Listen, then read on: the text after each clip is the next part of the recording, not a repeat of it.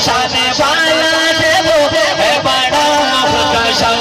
कौन है वो पढ़ के पीछे नमाज अली ने कहा, पढ़ के पीछे नमाज अली ने कहा, बाद आका के मेरा इमाम आ गया, बाद आका के मेरा इमाम आ गया।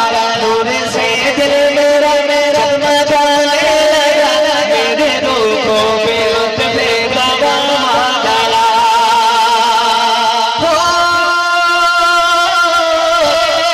पूछा हजरत आदम उसने वादा किया, कत्ल करने का उनको इरादा किया। कैसे चले लेकिन जब मेरे आका ने बारगाह पहुंचे तो क्या मंजर था कि पूछे हजरत आदम उसने वादा किया, पूछे हजरत आदम उसने वादा किया, कत्ल करने का उनको इरादा किया, कत्ल करने का उनको इरादा किया।